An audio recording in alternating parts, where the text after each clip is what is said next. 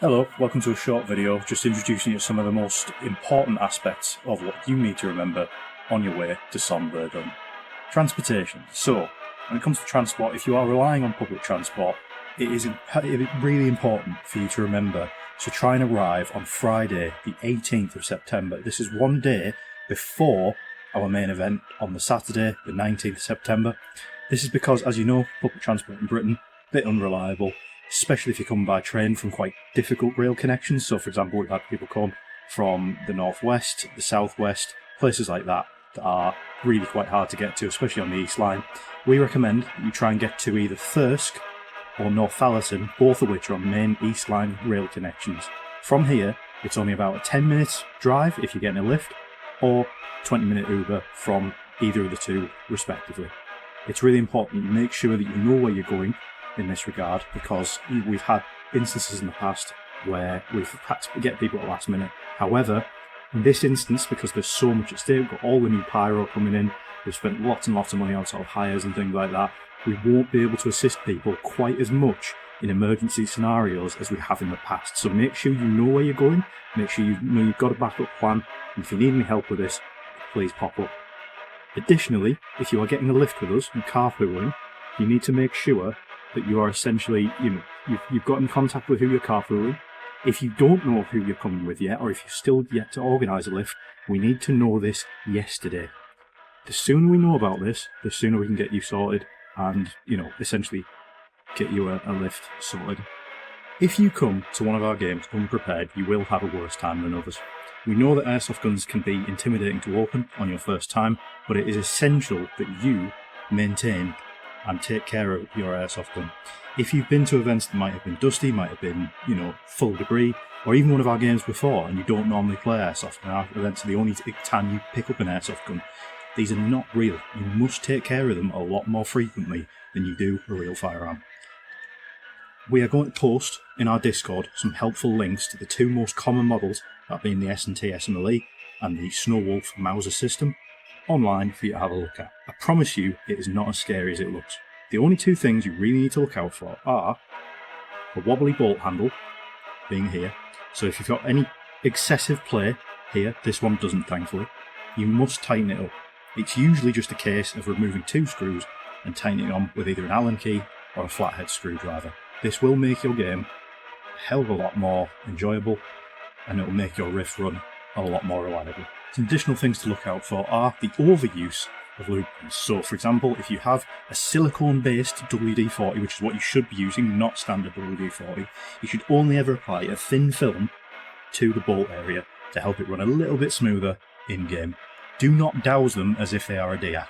They're not a DIAC, and they will gum up and become worse and worse and worse throughout the day as they collect more and more detritus. We've had this break many guns in our time. In particular, if you remember back to Hellespont, which had much dustier conditions, granted, than we're going to be playing at the Somme Verdun, but they will gum up your rifle all the same in dusty conditions, especially if you've got the weather continuing on into early September, which is likely. Make sure you do not overuse lubricants. Second thing is unjamming rods. A stuck BB will absolutely ruin your day, and for the sake of about a 15 quid, unjamming kit, or a 556 unjamming kit, or even the crappy little plastic ones that come with the guns usually, you can have a much better day. Swollen BBs will happen. Airsoft BBs are not perfect, even from, really high-end manufacturers like Blazer or Rebel BBs, things like that from BZ. You can find imperfections, and it has happened to even the best models. Brute forcing it doesn't always work, and you will need an unjamming rod, or you will have a worse time. Because of the amount of the uptake in hires this game, which is brilliant to see, we do not have as many spare guns available for if breakages happen. It is up to you to bring all the necessary equipment to clear breakages and stoppages throughout the day. Last thing I want to talk to you about is safety and your responsibility to fair play and also fairness in general when it comes to your equipment and lending of that sort. First thing up, eye protection. One of the most commonly forgotten things at our games is eye protection, believe it or not. Now, we have a brilliant community full of lots of very diverse sort of interests in First World War, from reenactors to airsofters to people just getting into it for the first time, and the conversation surrounding kit and guns and growing the hobby in general is fantastic. However, we've found that it can often detract from the very, very important essentials when it comes to airsoft, one of which is iPro. This is a £20 pair from BZ Tactical that is rated to all the safety specs of airsoft. Too many people will go and buy a 13-quid pair. Now, some of them are on the market are available. They're okay, but please make sure they are rated. We do not want people turning up with ski goggles, things like that. It is up to you to bring some rated eye protection for this game, even if you are a higher concern.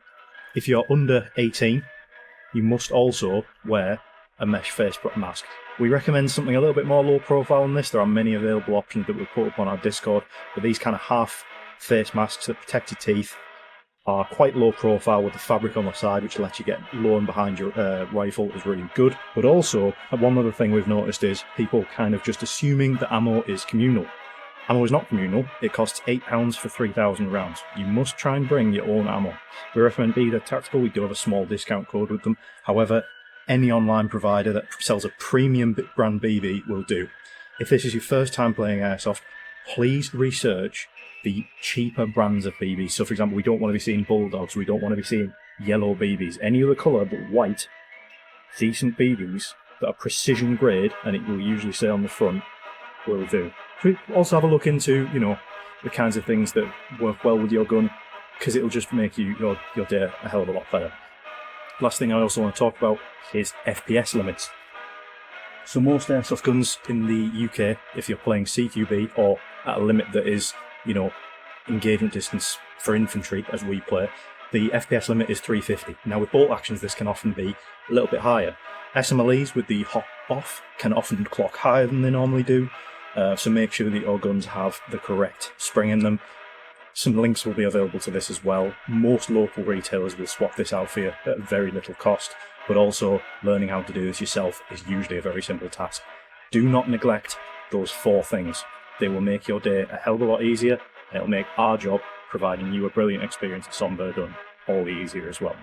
Thanks for listening. Make sure you repeat these over. Any questions, hit me up, Ewan Granger or McNibnab on Discord.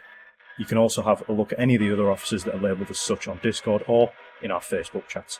See you there in just over a month's time.